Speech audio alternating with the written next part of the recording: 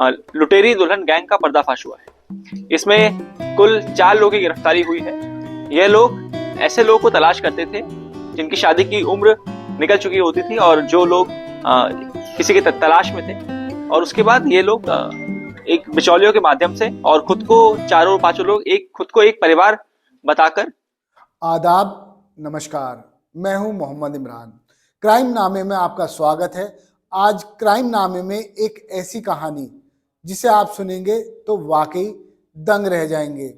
घर बसाने का मन है तो वो मन भी खराब हो सकता है, लेकिन आपको ये कहानी बेहद सचेत कर सकती है। दरअसल ये कहानी है लुटेरी दुल्हन की।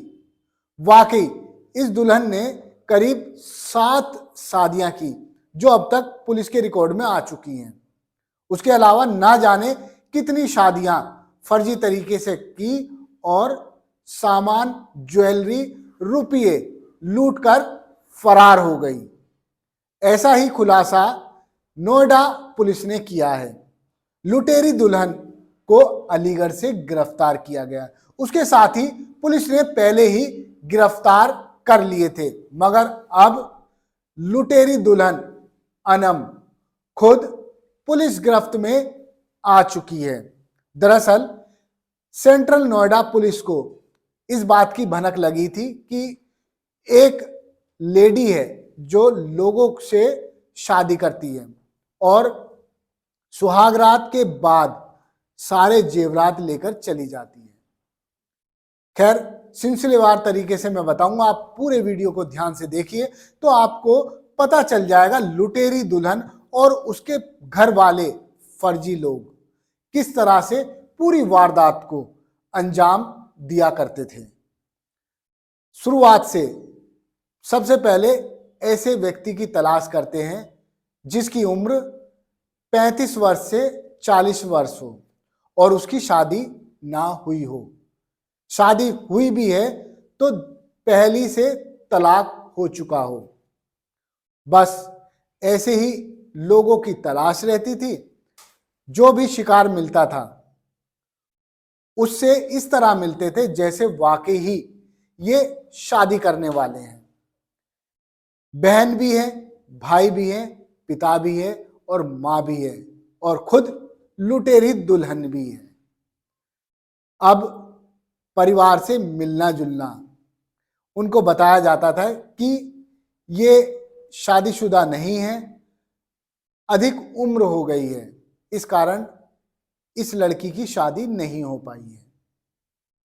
बस जिस तरह से आपने देखा होगा सामाजिक तौर पर रिश्ते होते हैं, परिवार मिलते हैं, दुल्हन और दूल्हा दोनों देखे जाते हैं। वो देखने के बाद आगे की रस्में अदायगी की जाती है। सामने वाला व्यक्ति यानी लड़का पक्ष यही सोचता है कि मैं बहुत अच्छी शादी कर रहा हूं और उससे लेन देन, दहेज, किस तरह से दावत करनी है, कहां लोगों को बुलाना है, कैसा वेन्यू रहेगा, इस सब पर बातचीत विस्तार से होती थी।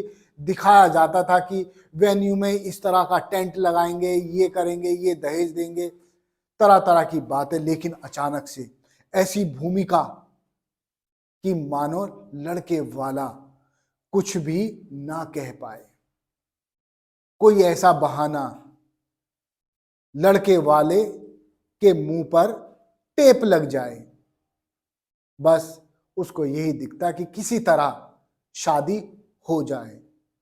ऐसे परिवार को ही निशाना बनाते थे जो बहुत ज्यादा गरीब भी नहीं है तो अमीर भी नहीं है, लेकिन कुछ लाखों की ज्वेलरी और नगद दो उसके घर में होगा ही और दुल्हन को भी देगा।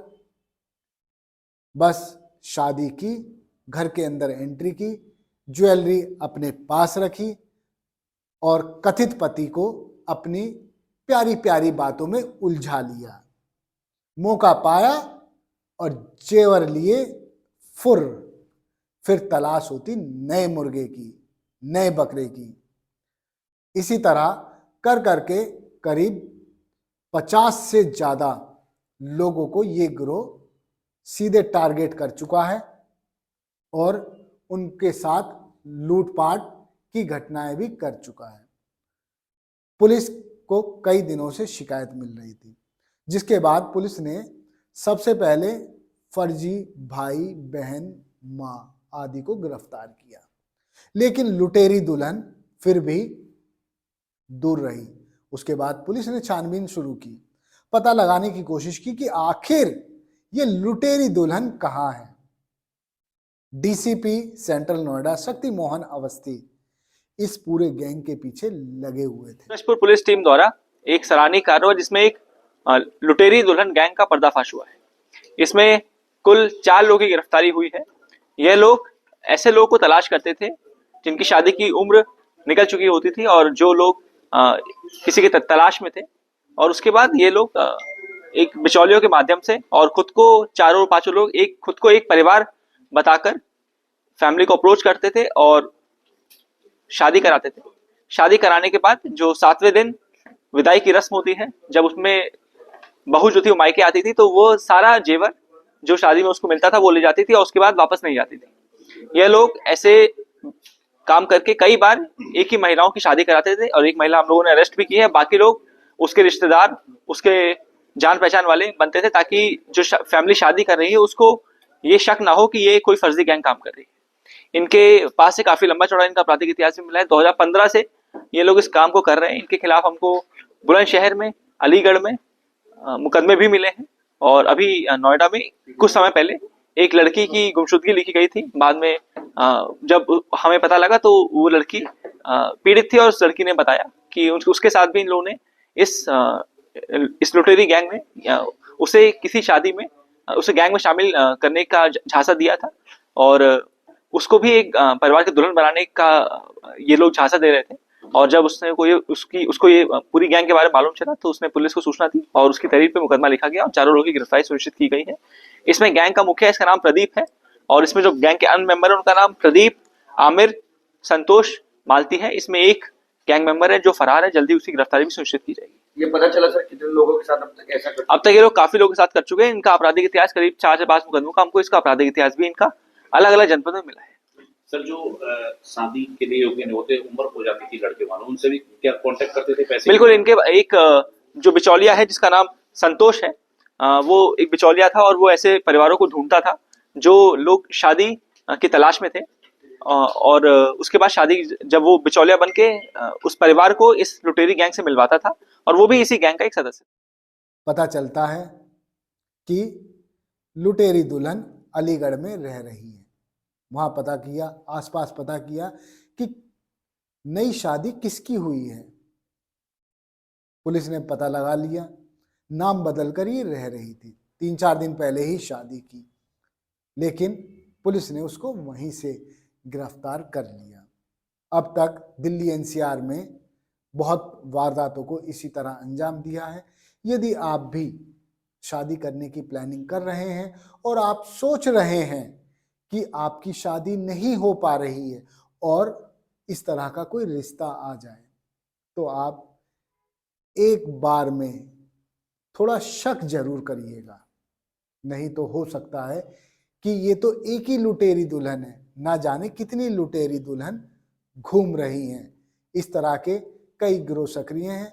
कई ऐसे भी गिरोह हैं जो शादी कराते हैं, उसके बाद दुल्हन से ही रेप का आरोप लगवा देते हैं। परिवार दुखी होता है, सोचता है क्या किया जाए, पुलिस से कैसे बचा जाए। सामाजिक दबाव है, सामाजिक प्रतिष्ठा है, काम है, धंधा है, सब पर चोट लगेगी, इसीलिए दुल्हन को ही मना लिया जाए। लाखों रुपए देते हैं, उसकी जबान बंद करते हैं और किसी से कुछ कहते भी नहीं। ऐसे में पीड़ित परिवार सोचता है कि शिकायत पुलिस से करें तो कैसे करें। लेकिन आपके साथ यदि ऐसी घटना होती है तो आप जरूर अपने संबंधित थाने में शिकायत दर्ज कराएं, नहीं तो इस तरह की लुटेरी दुल्हन लूटती जाएंगी और उम्र दराज कुंवारे लड़के या तलाकशुदा लोग लुटते जाएंगे। धन्यवाद। आप देखते रहिए जय हिंद जनाब। चैनल को लाइक और सब्सक्राइब करना ना भूलें। अगली बार मैं फिर मिलूंगा नई स्टोरी के साथ। ये स्टोरी आपको कैसी लगी कमेंट बॉक्स में कमेंट करें। जय हिंद।